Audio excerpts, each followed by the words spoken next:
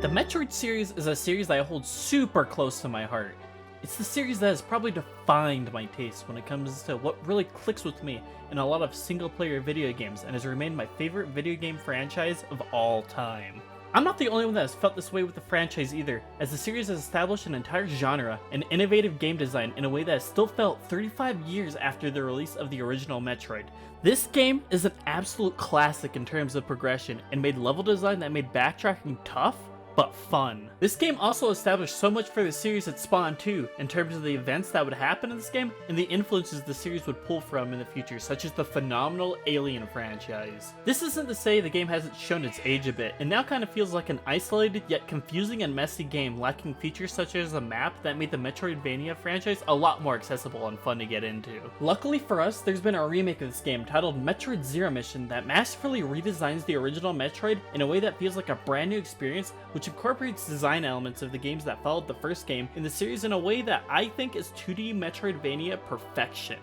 What exactly does this game do for this amazing classic, and how does it re-establish and clean up the original launch of this acclaimed series? Well, with the release of the long-anticipated Metroid Dread, I have a better excuse than ever to explain my feelings towards this game. I am Sleep, and welcome to Metroid Zero Mission.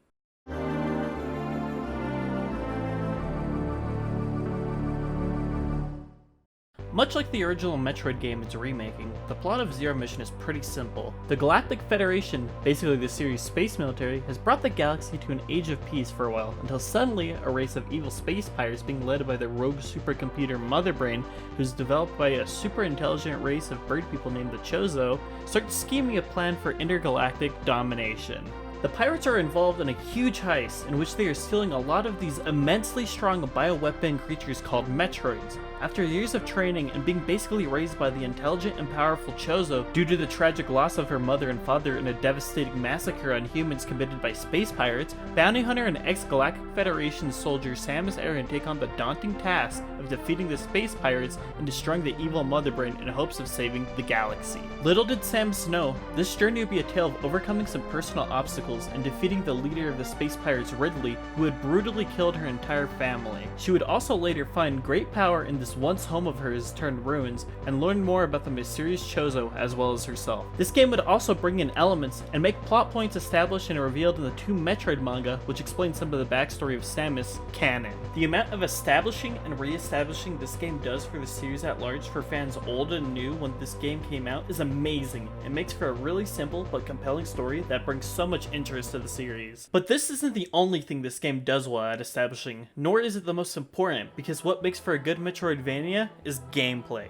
Metroid Zero Mission immediately hits as a more in-depth and better feeling upgrade of the original Metroid, with button mapping being in comfortable spots, movement feeling fast, tight, and speed feeling significant and fun. Hell, I'd say this game probably is my favorite movement in the entirety of the 2D Metroid franchise. The little speed ripple effects when you move, the rate at which upgrades are given to you, and the earlier than average receiving of the speed booster upgrades used in a lot of puzzles in this game make this experience feel tight, fresh, and fun.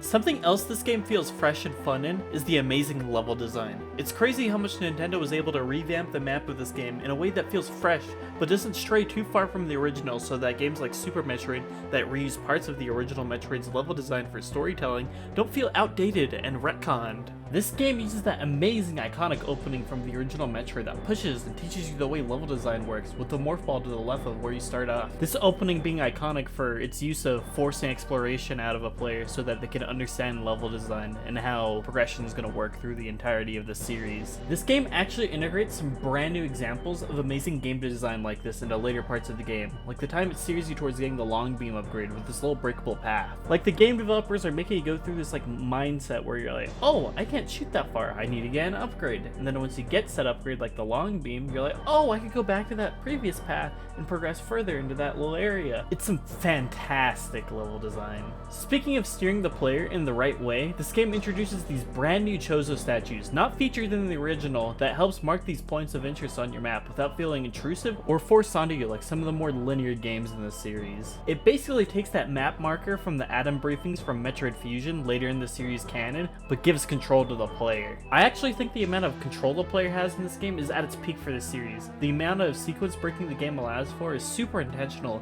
and feels like Nintendo embracing the speedrun and more freedom-filled culture of games like Super Metroid. Its game design in the Metroidvania genre at a level I don't think has been surpassed in any other game like this. The puzzles in this game are fucking immaculate too, and really push you to think and use tools in such fun and interesting ways. The out-of-the-box thinking some of these puzzles requires really reminds me of a lot of what Metroid Fusion was doing, but with a more open take in terms of how they tackled it, similar in design to something akin to Super Metroid. It's such a fun world to explore, and makes for possibly the best 2D Metroidvania gameplay-wise. Another thing about the world of this game is the amazing art direction they went for. The comic book style when it comes to the cutscenes and just the fantastic colors on Planet Zebes feels so alive and so lush and fantastical. The interconnected and elaborate world has this believability that pushes a lot of the stuff they've learned from the other games of the series into new heights. This game is a celebration of the series as a whole when it comes to presentation, and it's great. The soundtrack sounds anthemic and evolving with some amazing takes on compositions that would become series staples.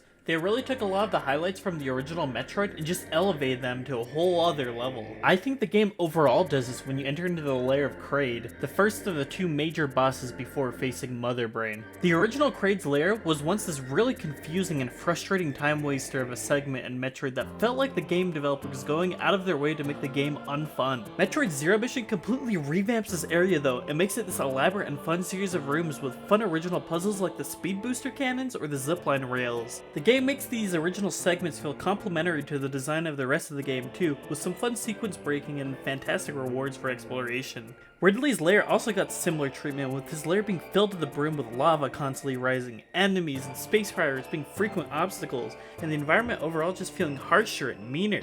Kind of reminds me of the tense environment the original created, but on a scale that isn't too frustrating or obnoxious. The bosses themselves got a redesign too, with some brand new ones being introduced as well. There's this brand new worm boss you're gonna have to go through a couple of encounters with throughout the first area of this game, and it'll constantly escape around the same time unless you land enough missile shots to kill it. Once you do so, you get access to the charge beam.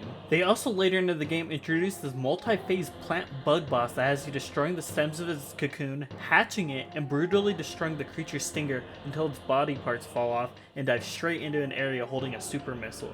It's a really cool boss with some amazing build-up and foreshadowing throughout the game. I love it. The reimaginings of the Kraid and Ridley fights essential for gaining access to Mother Brain's lair are pretty well done too. The Kraid fight in this game feels like a better, more refined version of the Super Metroid fight with him. He has this awesome scale to him in this game, and animation-wise feels a lot more fluid compared to the original. His open mouth weakness doesn't feel as clunky as Super's, and it's honestly just a blast to play. It's a significantly better fight than the original fight with a toenail-launching space dinosaur, and it works as a stark improvement for this remake. The Ridley fight has some of the best build-up of any 2D fight in the series, with these consistent cutscenes showing off Ridley observing Samus and eventually ambushing the player after locking them into a room. The fight feels like a more evolved version of the one in Super, similar to Kraid, where he has a brand new fire-breathing attack, along with more variety in his tail attacks. Much like other 2D Ridley fights, this fight will be an absolute test of your skill in terms of collecting upgrades and execution with landing and evading shots. Defeating these two opens up the pathway, or statue, that grants access to the deepest and most secure part of Zebes named Torian, where Mother Brain resides. Also down here are the powerful and nearly indestructible Metroids, only weak to your Ice Beam in combination with your missile attacks. They come from the background throughout this area,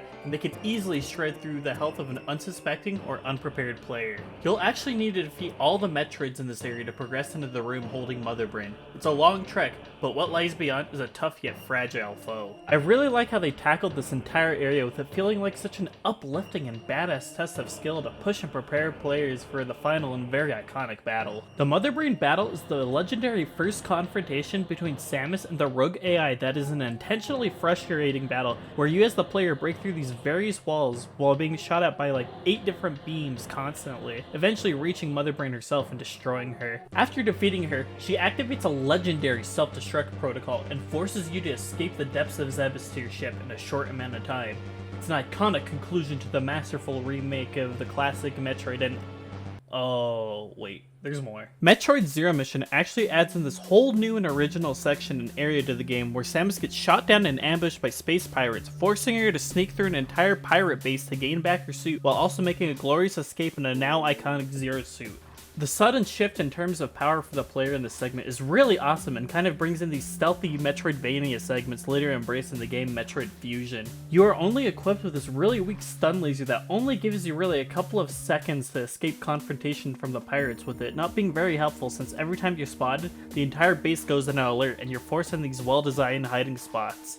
The developers make this even more tense at points, with some spots actually being traps and making your anxiety go through the roof. It's a fantastic segment that culminates in you gaining your suit back after fighting a Chozo ghost with a reflection of Samus, who after hitting 4 times grants you the old suit with some newly acquired upgrades that you've been unknowingly picking up through this entire journey. This is when the tables turn and you are now going through absolutely fucking blasting through these pirates you were hiding from and eventually destroying their entire ship after defeating this mechanical Ridley robot, which sets the entire place into a self-destruct mode. It's a fantastic moment in this game, with Samus gaining this closer connection with the Chozo through gaining back the suit and turning this entire situation on its head. After Samus makes a great escape through one of the pirate escape pods, we get this great little image that shows off this cute little bit of adorable graffiti a young Samus left on some Chozo ruins, re-emphasizing how close she was with the bird people. Overall, Metroid Zero Mission is an amazing entry point for a lot of people trying to get into the Metroid franchise, with so many elements being mastered and introduced to newer and older fans of the franchise. It's an absolute treat to play through